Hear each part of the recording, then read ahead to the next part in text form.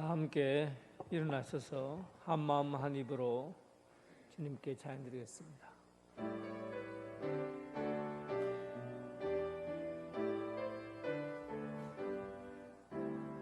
한 마음 할렐루야, 한 입으로 할렐루야, 한 마음 한 입으로 하나님께 영광을.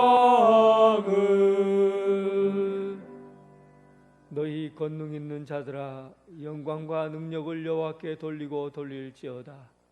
그의 이름에 합당한 영광을 돌리며 거룩한 옷을 입고 여호와께 예배할지어다. 아멘.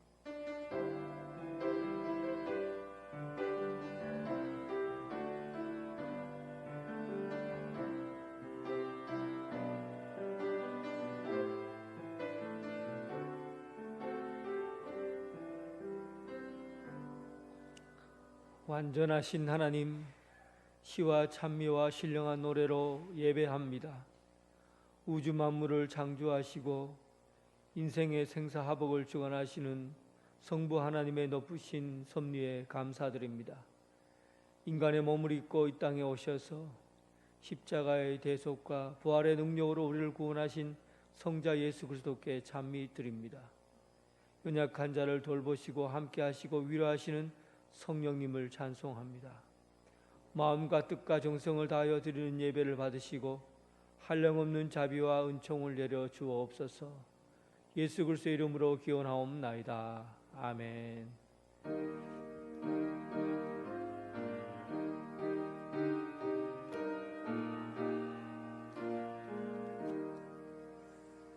만유의 주제 존귀하신 예수, 사람이 되신 하나님,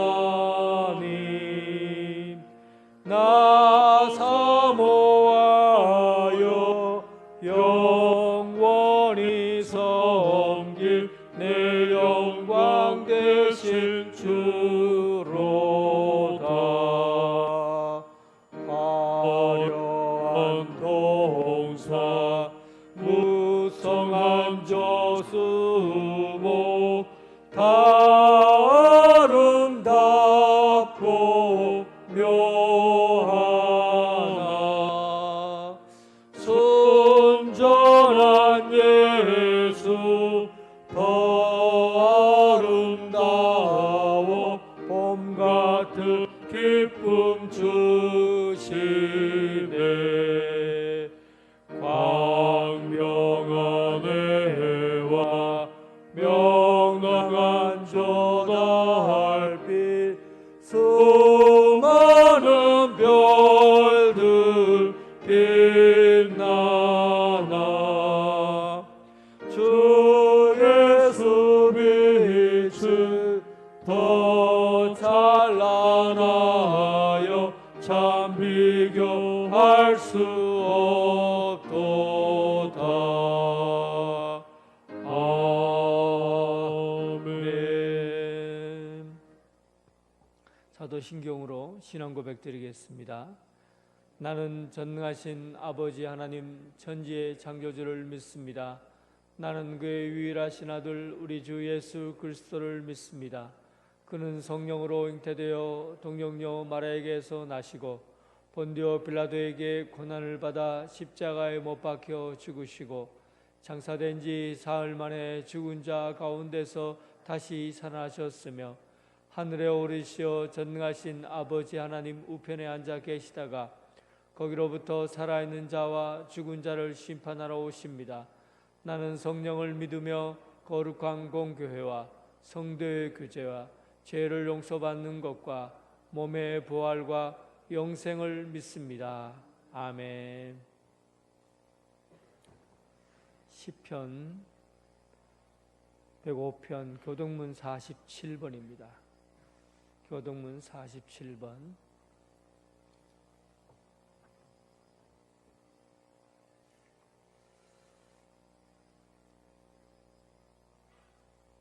여호와께 감사하고 그의 이름을 불러 아뢰며 그가 하는 일을 만민 중에 알게 할지어다.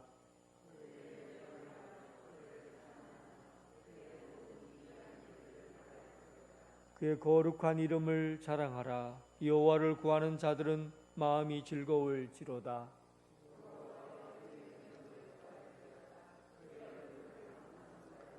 그의 종 아브라함의 후손 곧 택하신 야곱의 자손, 너희는 그가 행하신 기적과 그의 이적과 그의 입의 판단을 기억할지어다.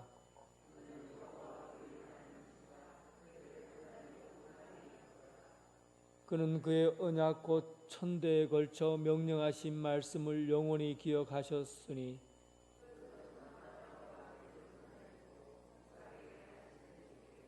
야곱에게 세우신 율례 곧 이스라엘에게 하신 영원한 언약이라.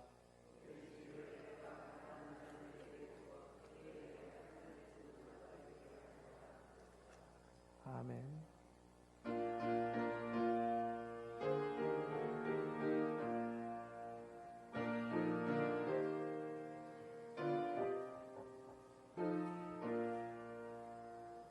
주 하나님 지으신 모든 세계 내 마음속에 그리워볼 때 하늘의 별 울려 퍼지는 내 손 주님의 솜씨 노래하도다. 주님의 높고 위대하심을 내 영혼이 찬양하네. 주님의 높고 위대하심을 내 영혼이 찬양하네. 숲속이나 험한 산골짜기에서 지저귀는 저 새소리들과 고요하게 흐르는 시냇물은 주님의 솜씨 노래하도다.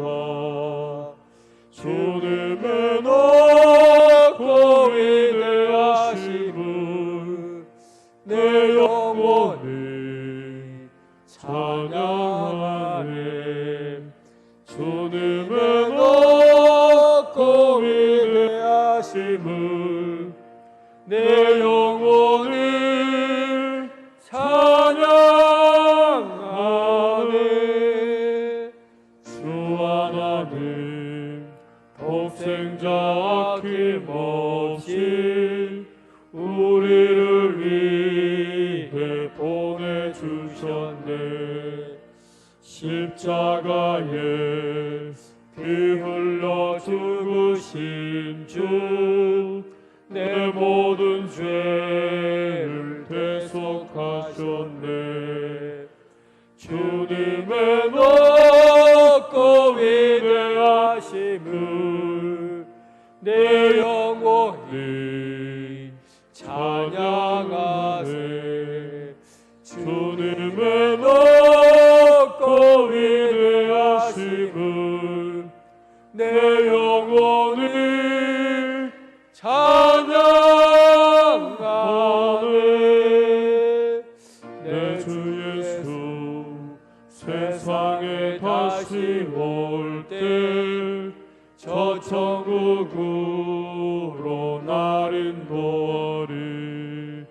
나 겸손히 엎드려 경배하며 영원히 주를 찬양하리라.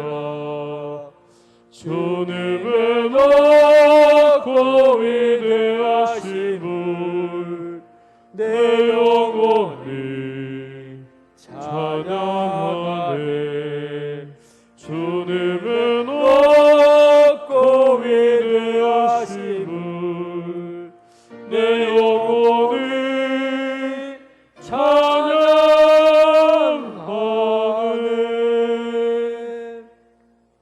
장로님 기도하겠습니다. 기도하겠습니다.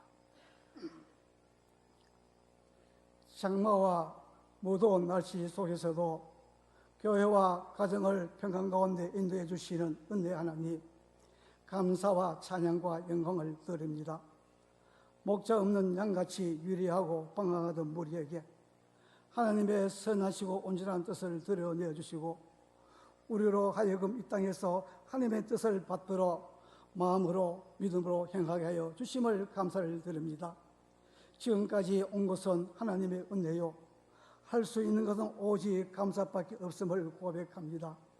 꿈도 소망도 우리의 계획과 생활도 하나님의 섭리 안에서 살아가게 하시고 거룩한 주일 주님 앞에 나와 주님을 마음껏 찬양하고 예배를 드리신 은혜를 주시는 걸 큰 은혜요 축복인 줄 압니다. 보혜사 성령으로 늘 위로하시고 함께 하시는 주님, 성령의 충만함 속에 살지 못함으로 육신에 이끌리고 죄에 이끌려 살았던 지난날을 주님 앞에 고백합니다. 성령 충만하지 못함이 영적인 실패인 것을 알면서도 신앙인으로 믿음으로 말씀으로 강구하지 못하고 저희들의 십자가의 은혜를 용서하여 주시기를 간절히 바라고 원합니다. 이제는 육의 사람이 아니라 진실된 사람으로 살아가게 하시고 예수를 믿는 삶이라는 증거를 나타내는 믿음의 본이 되게 하여 주시기를 간절히 바라고 원하옵나이다. 일상생활을 뒤로하고 주님 앞에 예배를 드리지만 우리 마음속에는 여전히 해결되지 않는 문제와 불안함과 염려가 남아있나이다. 예배를 마치고 세상에 나갈지라도 여전히 통제할 수 있는 환경이 남아있습니다. 전능하신 주님, 주님께서 우리를 감찰하여 주시고 모든 환경을 통제할 수 있는 정결한 마음과 믿음의 환경을 이기고 승리하는 삶을 살아가도록 인도하여 주시기를 원합니다. 우리의 마음과 생각을 바꾸고 주님을 의지하는 믿음을 수하는 믿음이 되게 하여 주시옵소서. 이 세상에 지친 영혼들을 넓은 품으로 초청하시는 주님, 나라의 경제와 침체와 위기로 말미암아 더욱 가중된 인생의 무거운 짐을 지고 살아가는 백성들이 많이 있나이다. 이민족 이병생들 국리를 여기사 절망하는 성도들에게 주님의 힘을 주시고 소망과 힘을 얻게 하시어 두려움 속에 있는 많은 사람들에게 주님의 위로와 평안을 얻게 하시고 방황하는 성인들에게 믿음과 용기를 다하여 주시옵소서. 그리하여 참된 안식을 주실 분은 목자 되시는 주님밖에 없음을 깨닫게 하시고 은혜를 베풀어 주시옵소서. 여호와를 경외한 자들아, 너희는 여호와를 의지하여라. 그는 여호와의 도움이시오 너희 방패시라 하고 고백한 다윗의 기도처럼 우리도 여호와를 의지하고 담당하게 단대히 세상으로 나가게 하옵소서. 교회의 머리 되시는 주님, 어둠이 시대일수록 교회가 교회에서 사명을 막취함을 깊이 깨닫습니다. 이와 같은 때에 우리가 하나님의 뜻과 꿈을 함께 꿀 수 있는 비전의 공동체가 되기를 간절히 소망합니다. 127년을 앞두고 주님께서 우리에게 주신 교회의 사명을 잊지 않게 비전을 성취하는데 어느 누구 한 사람도 방관하지 않고 한 마음과 한 뜻을 품고 귀하고 길하는 일을 감당할 수 있도록 저희들에게 은혜와 베풀어 주시고 도와주시옵소서. 세상으로 나가기 전 하나님의 말씀으로 무장하게 하시고 좌로나 우로나 넘어지지 않고 주님 말씀을 잣대 따라 순종하며 살아갈 수 있는 지혜와 힘을 주시며 세상에 요구하는 사람이 아니라 하나님의 말씀과 믿음으로 살아가는 성도가 되게 하시고 예수를 기쁘게 하고 섬기면 주님을 기쁘게 하고 섬기는 모든 사람이 되게 든든히 살아갈 수 있도록 인도하여 주시옵소서. 하나님의 은혜를 받은 우리 이제 세상의 삶의 현장으로 나아가고자 합니다. 우리가 가는 그곳이 가정이든 직장이든 마음이 닿는 곳마다 하늘의 신령한 은혜의 복을 나눠주는 만남이 되게 하시고 우리를 만나는 사람들이 상처와 아픔을 당하지 않고 하늘의 신령한 복을 경험하는 은혜가 되게 하여 주시옵소서. 교회에 여러 가지 봉사자들이 많이 있습니다. 자랑으로 안으로 여러 가지 봉사를 많은 자들이 있습니다. 아버지 하나님, 그들을 경쾌히 해주시고 봉사의 기쁨을 7배나 갚아 주시옵소서. 무엇보다 다니엘서 오신 목사님을 통하여 말씀을 증거하십니다. 연구하고 기도하고 말씀을 준비하셨사오니 한 말씀 할 말씀이 땅에 떨어지지 않고 우리 마음속에 가지고 가서 이 세상을 살아갈 때 그 말씀을 가지고 승리하는 삶을 살도록 도와주시옵소서. 무엇보다도 해외 선교와 또 저 멀리 위에 지나간 그 모든 자녀들 주님 은혜 가운데 강건케 해 주시옵소서. 그래 어느 자리에 있든지 주님을 경외하고 말씀에 순종하는 모든 자녀들에게 주님 도와주시옵소서. 오늘도 이 예배 자리에 나오지 못한 믿음의 백성들 어느 곳에 있든지 주님을 그들을 감찰해 주시고 이 예배를 통해서 다시 한번 우리들이 이 예배를 같이 동참하는 모든 가족들이 되게 주님 인도하여 주시옵소서. 모든 말씀 주 예수님의 이름으로 감사하며 기도드렸습니다. 아멘.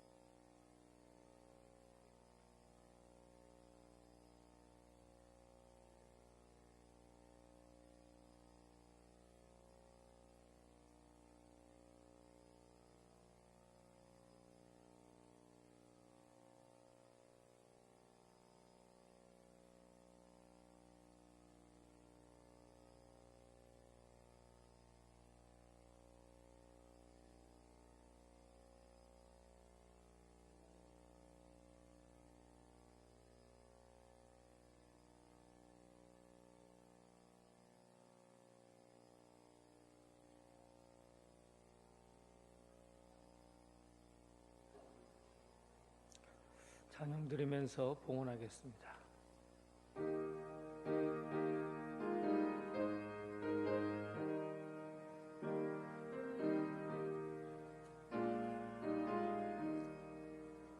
내게 있는 귀한 것을 주님 앞에 다 바쳐도 주님 주신 큰 사랑에 부족할 것뿐입니다.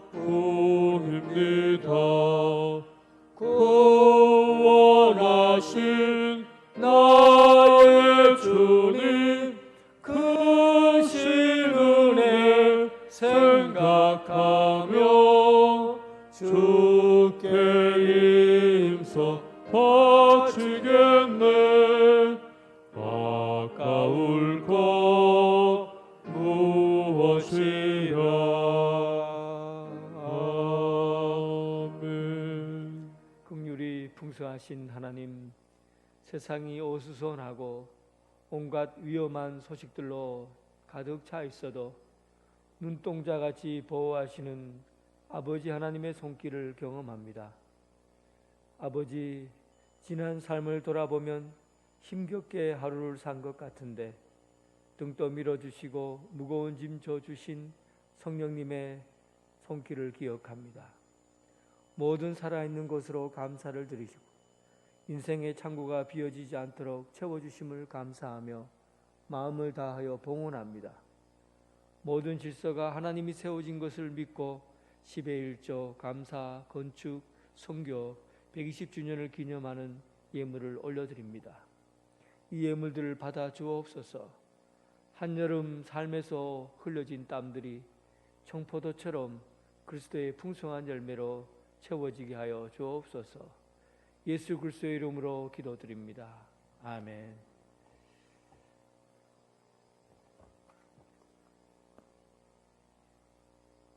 하나님께서 주신 말씀은 요한계시록 1장 1절부터 8절까지 말씀입니다.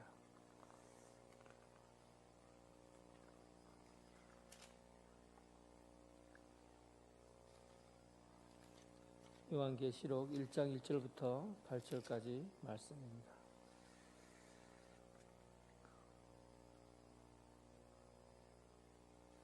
하나님의 말씀을 봉독해 올리겠습니다. 예수 그리스도의 계시라. 이는 하나님이 그에게 주사 반드시 속히 일어날 일들을 그 종들에게 보이시려고 그의 천사를 그 종 요한에게 보내어 알게 하신 것이라.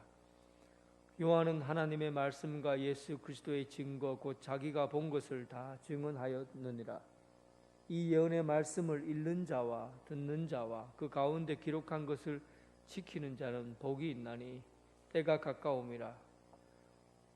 요한은 아시아에 있는 7교회에 편지하노니 이제도 계시고 전에도 계셨고 장차 오실 이와 보좌 앞에 있는 7영과 또 충성된 증인으로 죽은 자들 가운데서 먼저 나시고 땅의 임금들의 머리가 되신 예수 그리스도로 말미암아 은혜와 평강이 너에게 있기를 원하노라.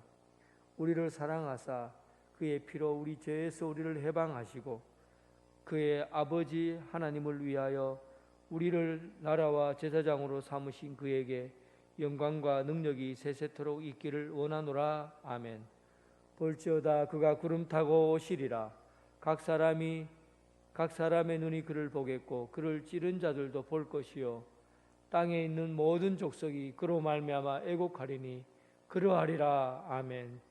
주 하나님이 이르시되 나는 알파와 오메가라.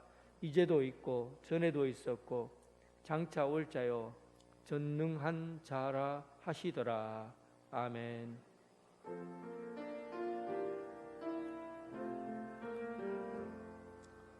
아버지 한 말씀 내가 살겠네. 내가 살겠네. 아멘 아멘 아멘 아멘 아멘.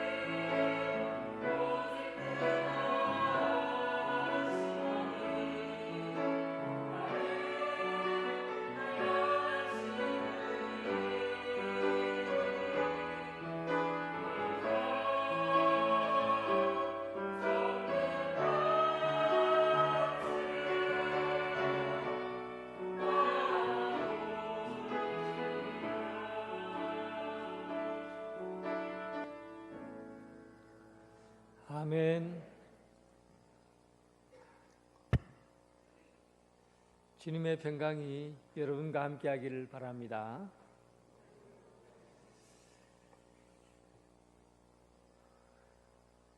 잘 알지 못하는 높은 산을 등반할 때는 올라가는 사람들은 그 끝이 어디 있는지, 정상이 어딘지 모르기 때문에 좀 불안하고 답답합니다. 열심히 올라가긴 올라가지만 정상에 가는 도중에 무슨 일이 있을까? 또 먹을 물이라도 있을까?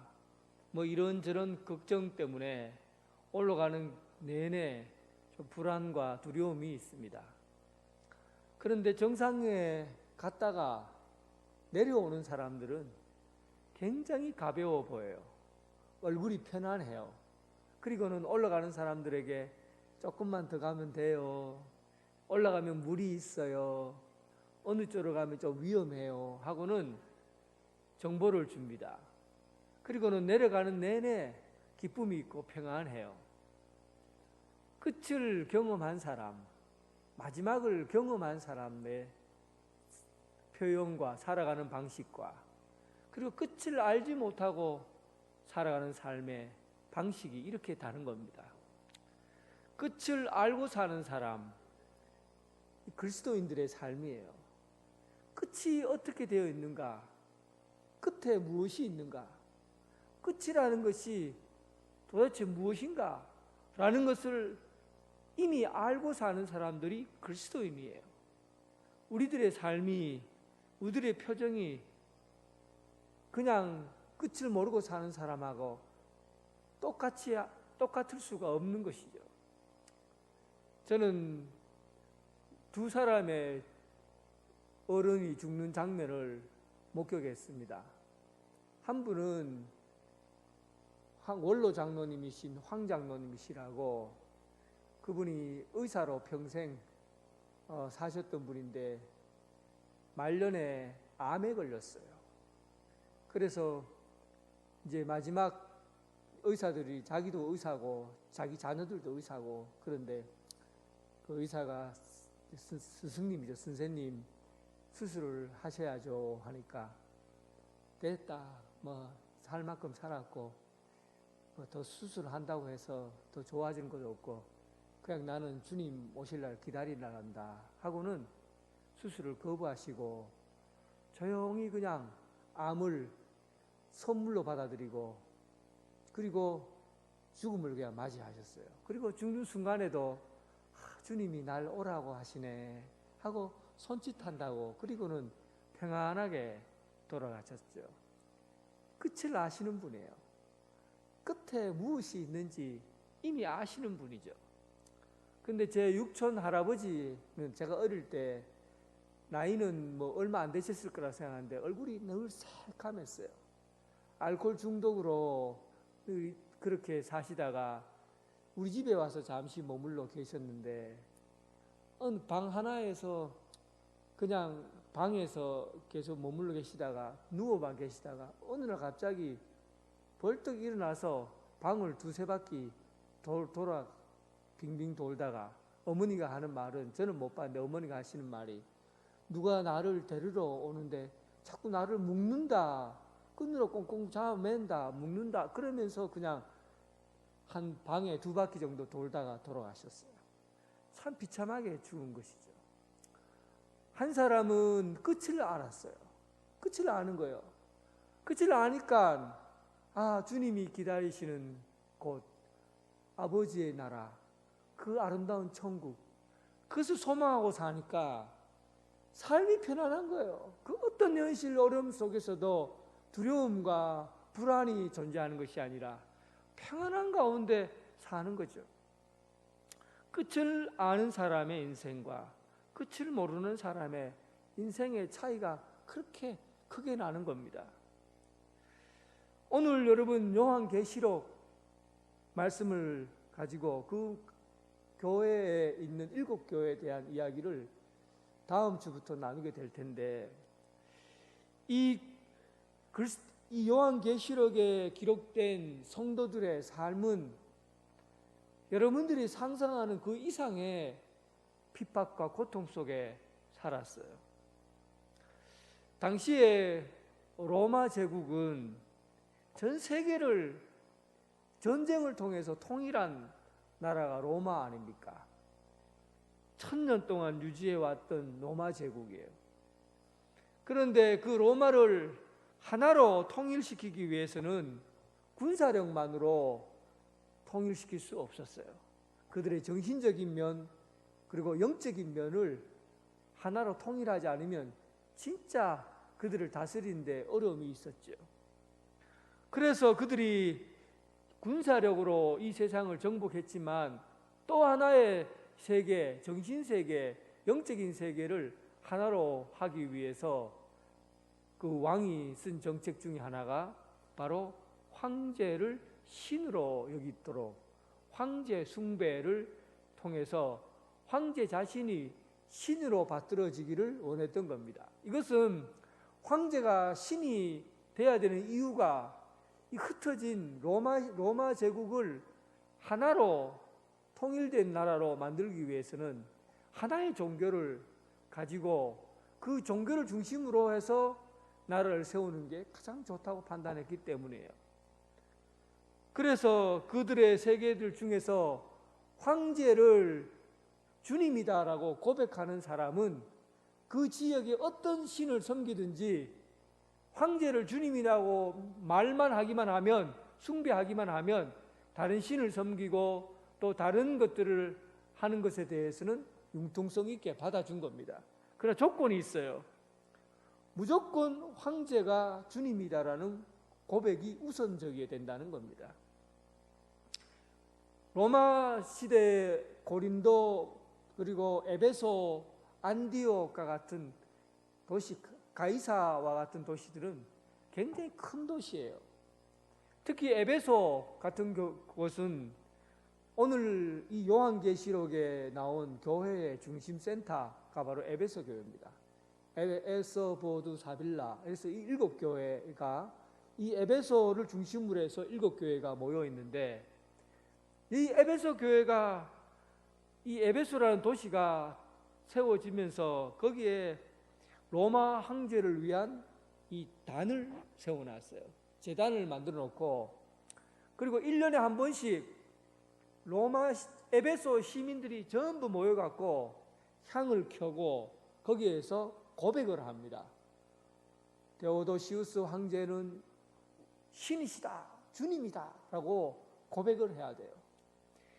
그리고 황제가 주님이시다라고 고백을 해야 되는데, 이 고백을 하지 않으면 악질이요 불충분한 시민이라고 그들을 극형에 처했어요.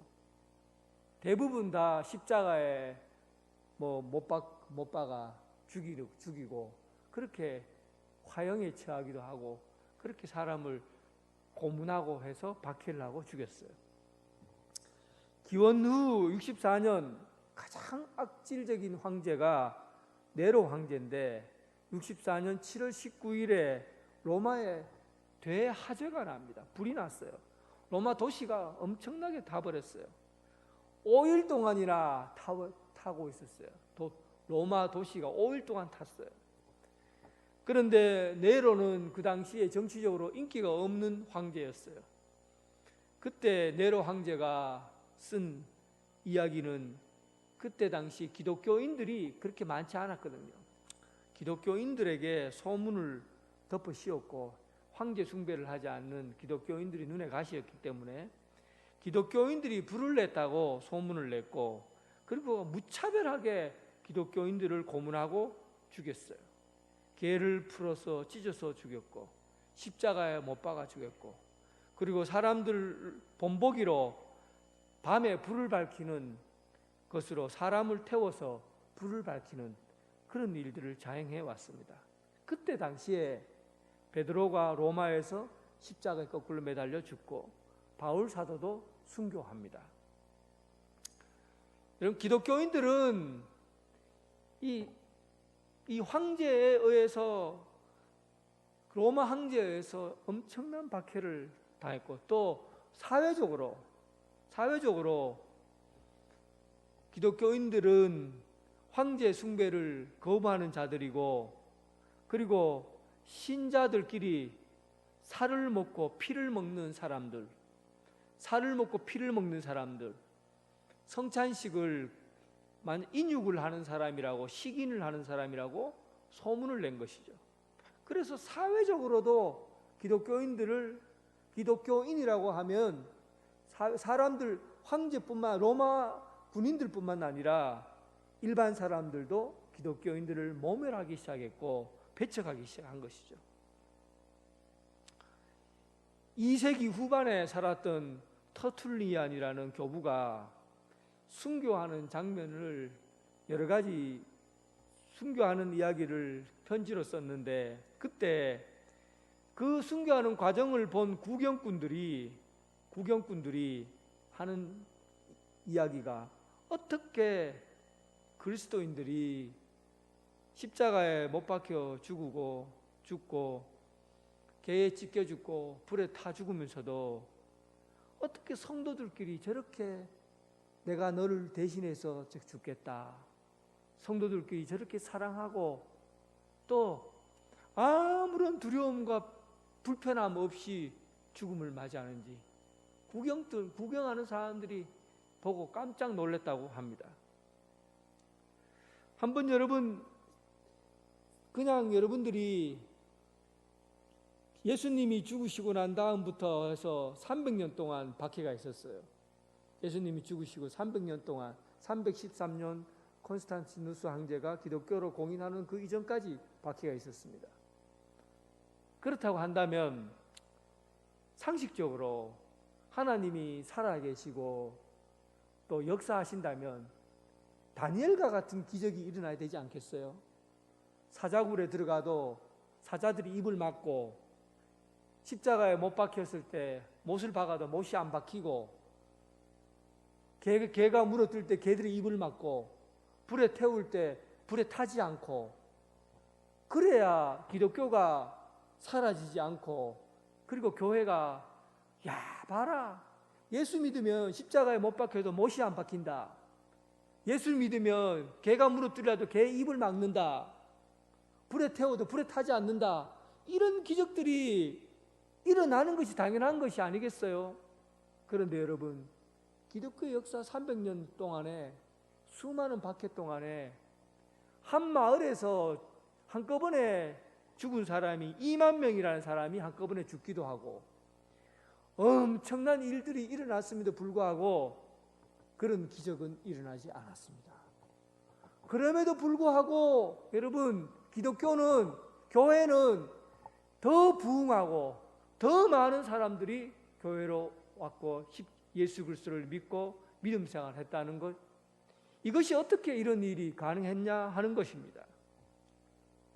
그것은 바로 그때 당시에 말씀이 살아있었기 때문입니다. 하나님의 말씀이 살아있었는데, 네로 황제 때 그때 참으로 위로를 받았던 말씀이 히브리서예요.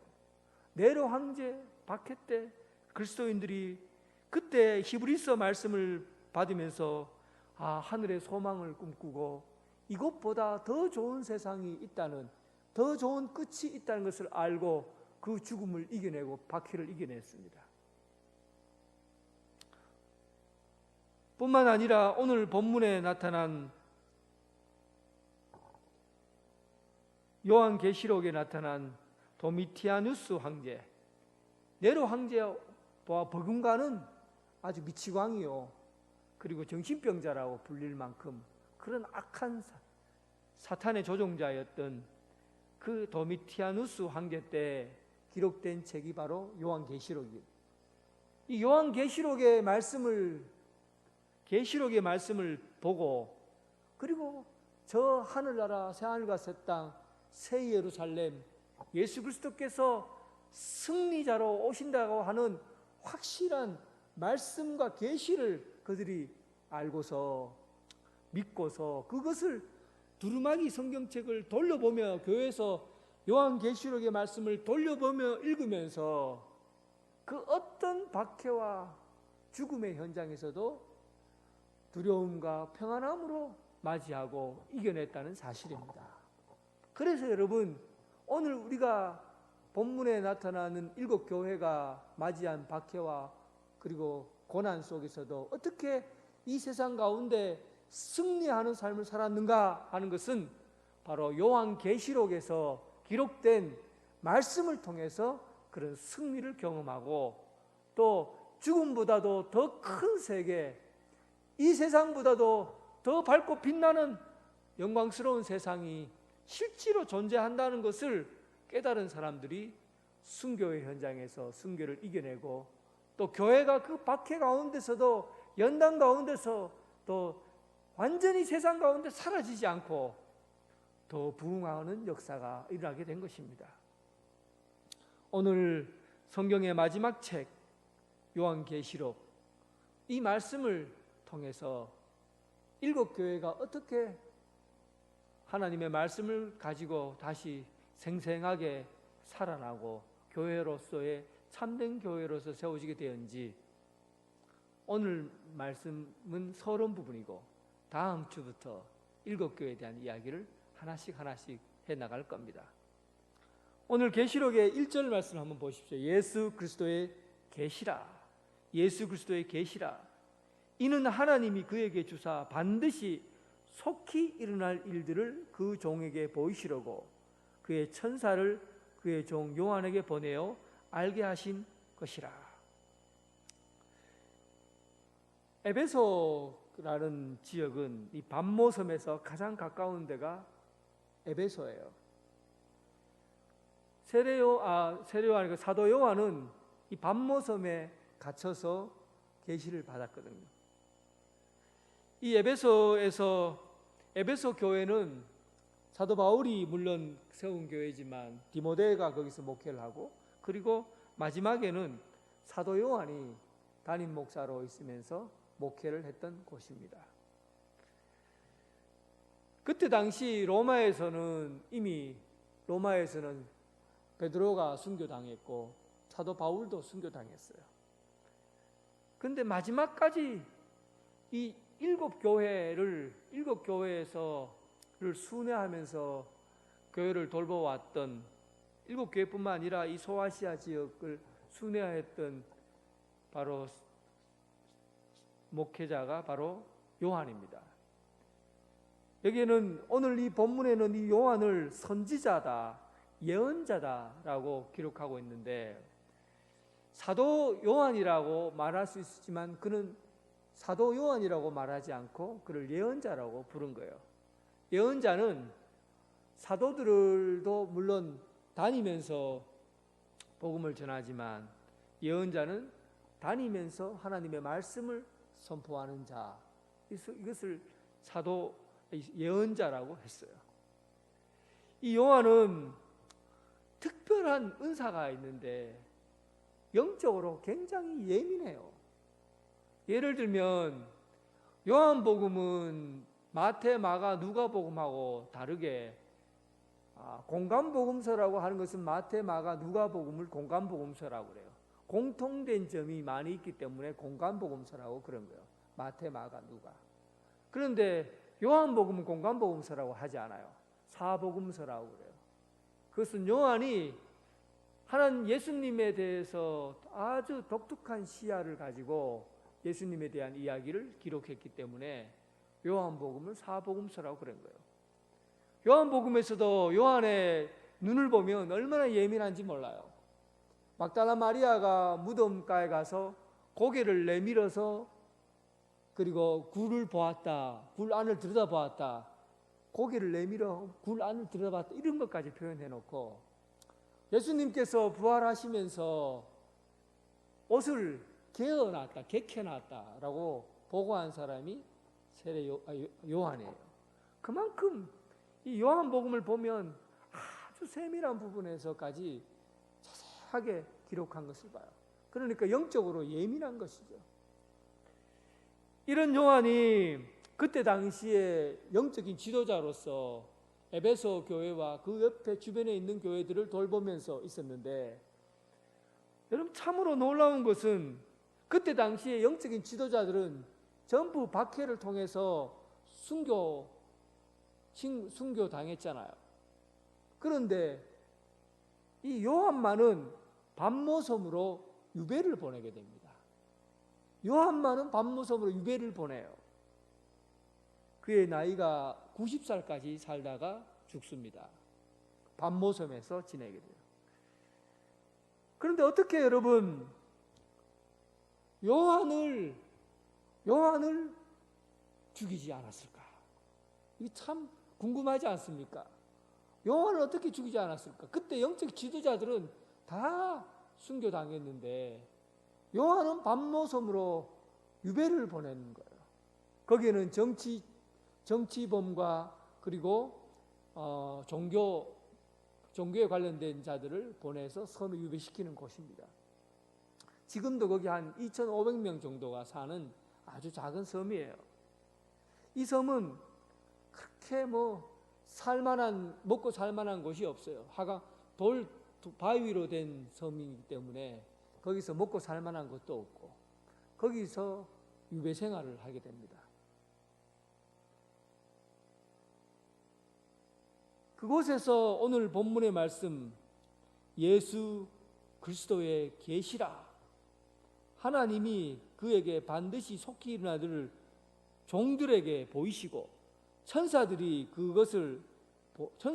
그것을 전달해서 그리고 그것을 알게 했다.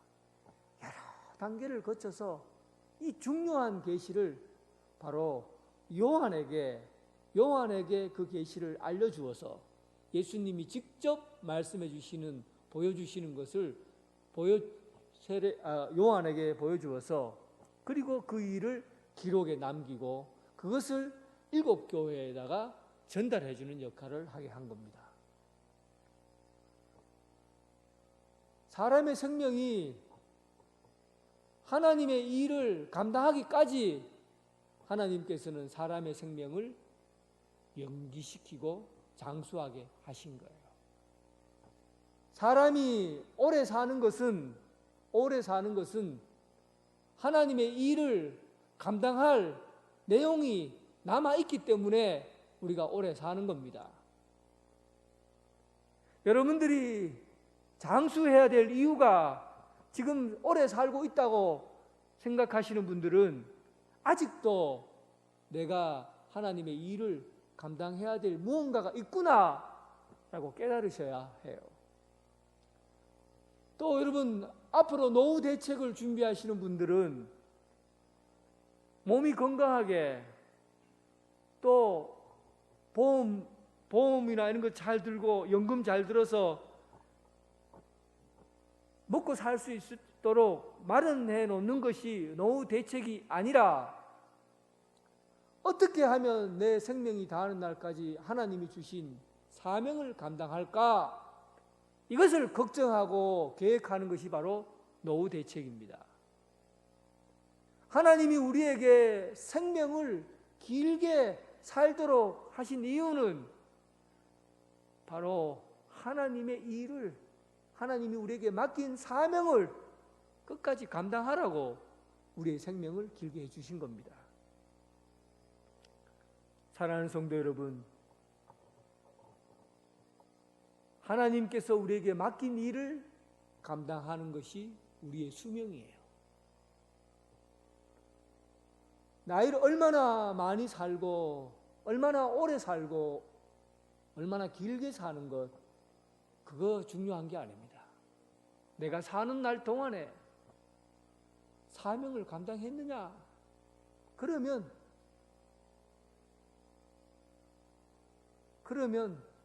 예수님 33살, 세례요한 30살,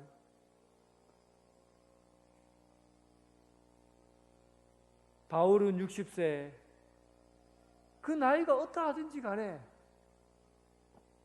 그의 생명이 다하는 날까지 주님의 사명을 감당하는 것, 이것이 우리가 살아가야 될 이유, 또 생명을 연장받아야 될 이유, 또 노후 대책에 계획을 세워야 될 이유입니다.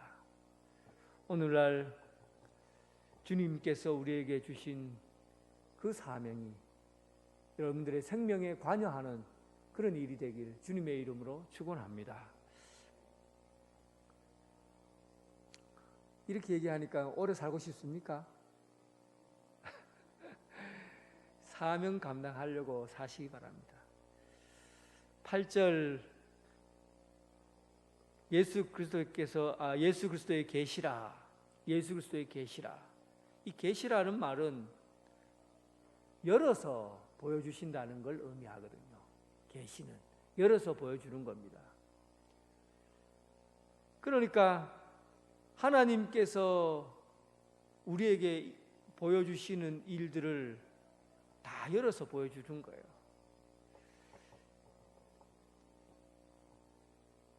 이 세상에서 우리가 하나님이 열어서 보여주지 않으면 알 수 없는 두 가지 시간이 있습니다. 그것은 바로 시작이고 두 번째는 끝이에요. 시작이라는 것을 하나님이 우리에게 열어서 보여주지 않으면 시작에 대해서는 알 수 있는 길이 없습니다. 우리가 부모로부터 태어났기 때문에 부모가 우리를 시작하게 했구나라는 걸 알지요. 근데 부모도 또 부모의 아버지가 어머니가 태어났기 했기 때문에 내가 태어났구나 알아요. 그러다 보니까 우리를 그 전으로 계속 올라가 보면 시작에 대해서는 다 내 위에 있는 분이 알지. 그래서 나는 알지 못하는 거예요. 결국은 시작의 근원은 인간이 알 수 없는 것이죠. 시작을 열어서 보여줘야만이 알 수 있는 거예요. 열어서 보여준 말씀이 무엇입니까? 창세기 말씀이에요. 창세기는 하나님이 모든 시작에 대해서 말씀해 주셨어요. 하나님이 말씀하심에 빛이 있으라, 태양이 있으라, 해와 달과 별이 있으라. 해와 달과 별과 사람과 산의 짐승과 모든 것의 시작은 하나님이 하신 거예요. 그래서 시작을 계시하시고 열어 보여주신 말씀이 바로 창세기 말씀입니다. 모든 시작의 근원을 찾으려고 하면 창세기를 들여다보면 모든 시작의 근원을 알 수가 있어요.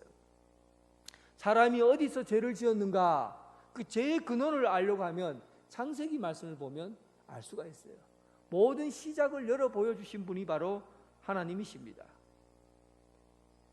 그리고 또 마지막에 대해서 알 수 있는 인간은, 사람은 마지막을 경험하는 순간 이 세상에서 끝이 나니까 마지막을 경험할 수가 없어요. 마지막이 어떤 형태고 어떤 모습인가를 알 수 있는 것은 마지막을 경험해 보신 분이 알 수 있는 것이고, 또 마지막이신 분만이 마지막에 대해서 알 수 있어요. 그래서 8절 말씀을 보세요. 주 하나님이 이르시되 나는 알파요 오메가라. 알파라는 말은 시작이라는 말이고 오메가라는 말은 끝이라는 얘기예요. 나는 알파요 나는 오메가라. 예수님이 나는 시작이요 나는 끝이라는 거예요. 그러니까 예수님께서 시작이시고 예수님께서 끝이시고 또 장차 오실 분이시기 때문에 예수님만이 우리에게 시작에 대해서 알려주시고 예수님만이 끝에 대해서 알려주시는 겁니다. 그래서 예수님이 이 세상의 완전한 계시예요. 예수님을 통해서 시작을 알고 예수님을 통해서 끝에 대해서 알 수 있는 것이죠. 그런데 여러분,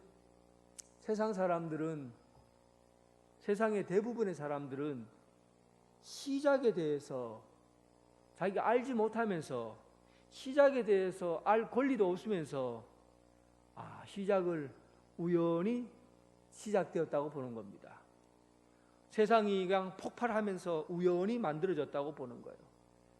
왜 우연히 만들어졌다고 보는 거예요? 자기가 시작이 아니니까.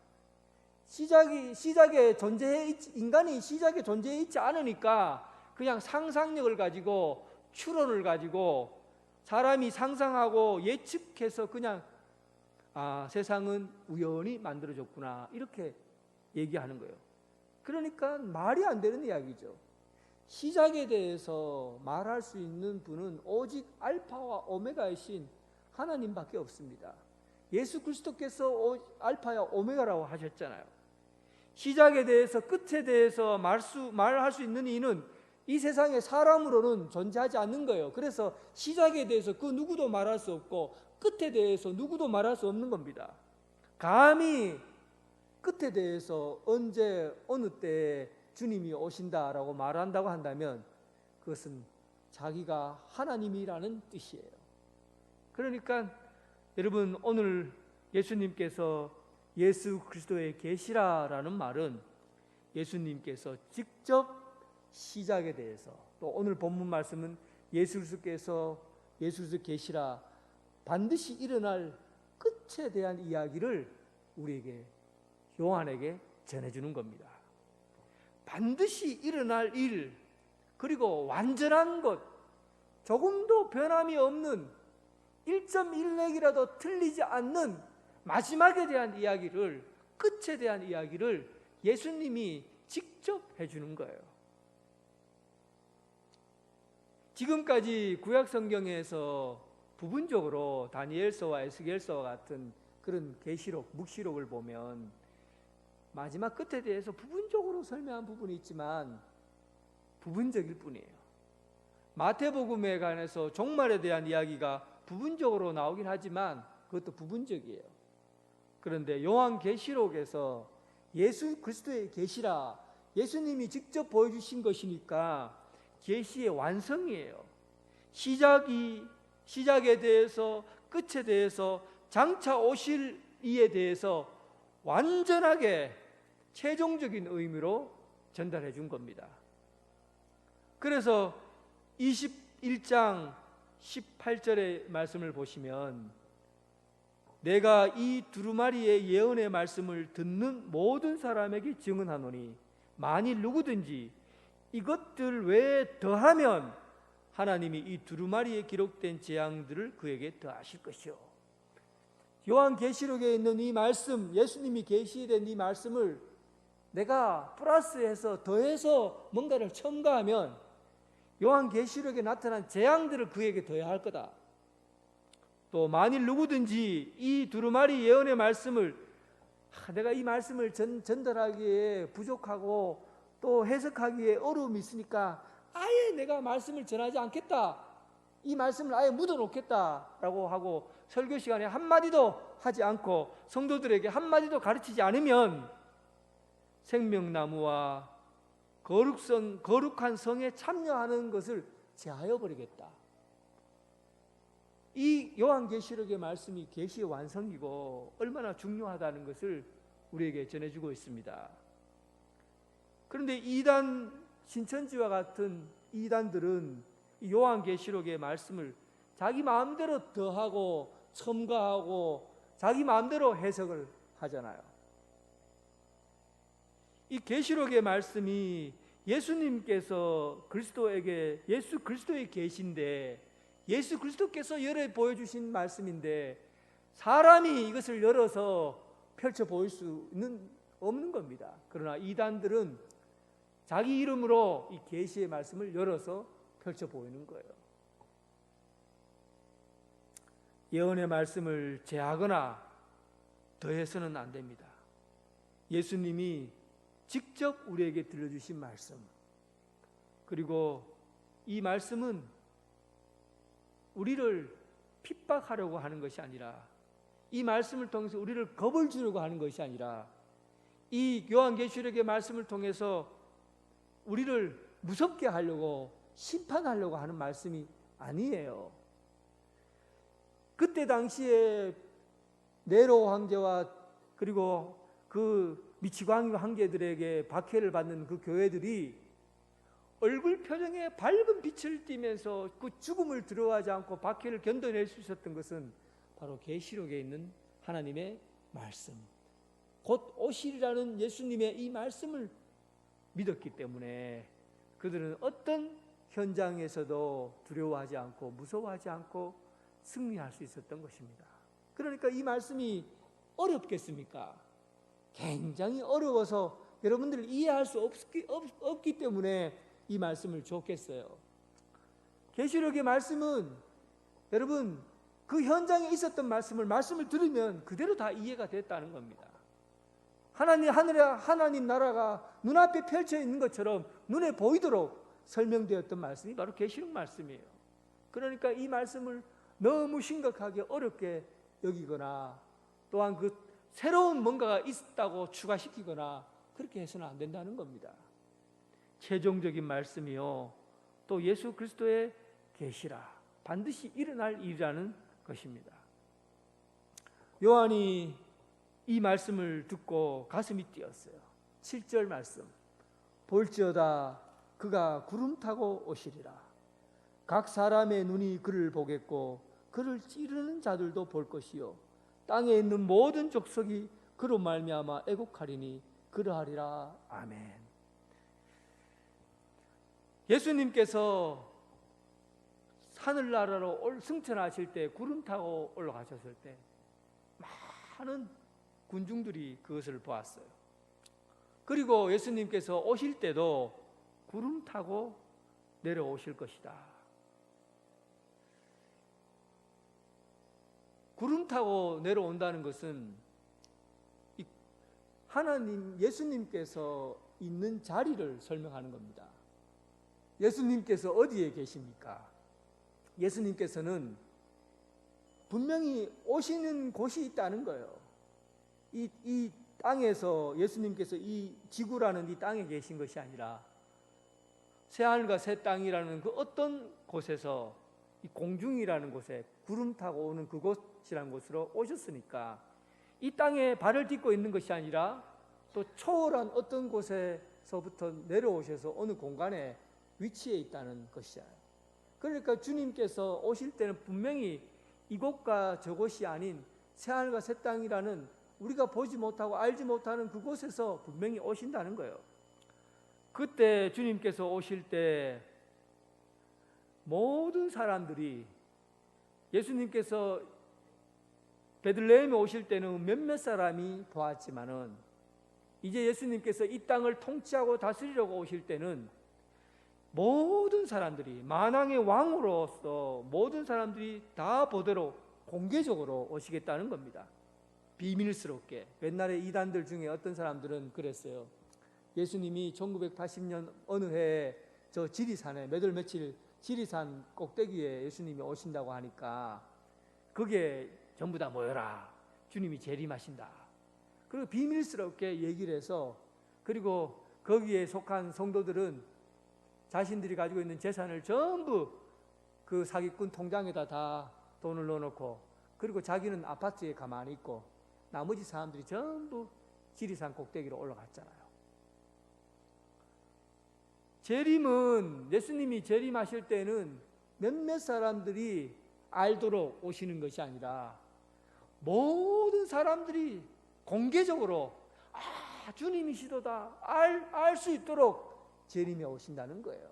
그리고 그곳이 어디냐면 구름 타고 오시는 그 공간, 이 땅이 아니라 분명히 새로운 곳에서 오신다고 하는 것을 확실히 눈에 보이도록 전 세계의 모든 사람들이 다 알아차리도록 오시겠다는 겁니다.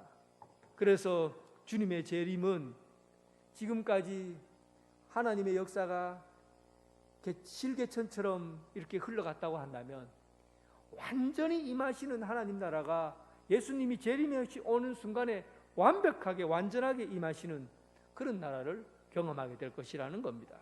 그것을 요한이 본 거예요. 볼지어다 그가 구름 타고 오시리라. 각 사람이 눈이 그것을 보겠고 그를 찌른 자도 볼 것이며 모든 사람이 그를 보고 아멘 아멘 할 것이다. 그리스도의 오늘날 우리가 살아가고 있는 이 땅의 역사의 끝은 예수 그리스도가 오심으로 인해서 완벽한 나라, 완전한 나라가 이루어집니다. 그리고 3절 말씀 보십시오. 이 예언의 말씀을 읽는 자와 듣는 자와 그 가운데 기록한 것을 지키는 자는 복이 있나니 때가 가까움이라. 이제 여러분, 오늘 계시록에서 교회들에게, 7 교회들에게 하신 이 말씀을 듣고 읽는 자도 복이 있고 듣는 자도 중요하지만 이 말씀이 실질적으로 일어날 것이고 반드시 이 일이 이루어질 것이라고 믿고 그 일을 따르는 자들은 지키는 자가 복이 있을 것이라고 합니다. 오늘 본문의 대상은 20절에 내가 본 것은 내 오른손에 7별의 비밀과 7금촛대라. 7별은 7교회요 사자요 7촛대는 7교회니라. 오늘 본문의 말씀을 교회들에게 전하는 겁니다. 오늘 본문에 있는 말씀을 교회들에게 예수님께서 친히 7교회에 전달하는 거예요. 이 7교회는 물론 에베소, 서머나, 버가모, 두아디리아, 사대, 빌라델피아, 라오두게아 7교회입니다. 그러나 이 교회는 2000년 전에 7교회가 아니라 오늘날 동일하게 7교회에 속한 교회라는 것이에요. 그래서 오늘 교회에 하시는 말씀, 요한이 예수님의 말씀을 직접 받아서 전달되는 이 말씀은 바로 교회가 종말의 때, 마지막 때에 교회다운 교회로, 주님이 원하시는 교회로 세워지는 그런 것을 우리로 통해서 기대하시고 그리고 알려주시는 겁니다. 사랑하는 성도 여러분, 오늘부터 다음 주부터 7교회에 하시는 예수님의 말씀을 직접 대하게 될 겁니다. 우리 교회가 주님께서 원하시는 이 어지럽고 황망한 세상 가운데, 황폐한 세상 가운데 7교회를 통해서 하나님 나라를 준비하시고 세우시는 이 역사를 예수님의 말씀을 통해서 세우고자 합니다. 주님께서 직접 하신 교회에 하신 이 명령의 말씀 기대하시고 또 그런 교회로, 주님이 원하시는 교회로 세워가는데 여러분들이 함께 동력자가 되어 주님의 교회를 바로 세워가는 역할을 감당하는 여러분 되시길 주님의 이름으로 축원합니다. 하나님 아버지, 예수 그리스도의 계시라, 예수님께서 직접 우리에게 전해주신 말씀, 최종적이며 마지막인 이 말씀이 그 극한 박해와 어려움 속에서도 이겨내고 승리할 수 있는 희망이요 소망이 되는 말씀이었듯이 오늘 우리 교회도 예수님의 말씀을 받들어서 말씀을 듣고 읽고 지키면서 주님이 원하시는 교회로 세워져 가게 하여 주옵소서. 예수님 이름으로 기도드립니다. 아멘. 다 함께 일어나셔서 주님께 찬양드리겠습니다.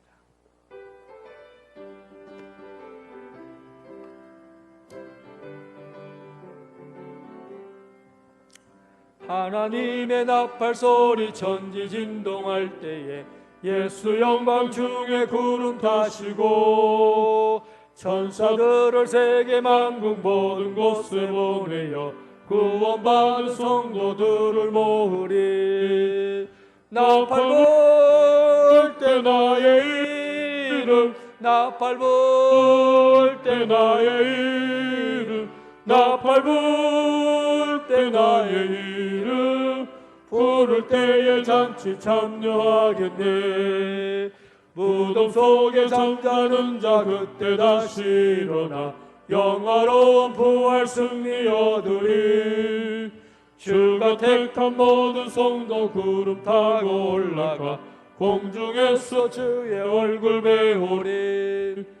나팔 불 때 나의 이름, 나팔 불 때 나의 이름, 나팔 불 때 나의 이름, 부를 때에 잔치 참여하겠네. 주님 다시 오실 날을 우리 알 수 없으니 항상 기도하고 깨어 있어서 기쁨으로 보좌 앞에 우리 나가서도록 그때까지 참고 기다리겠네. 나팔 불 때 나의 이름, 나팔 불 때 나의 이름, 나팔 불 때 잔치 참여하겠네.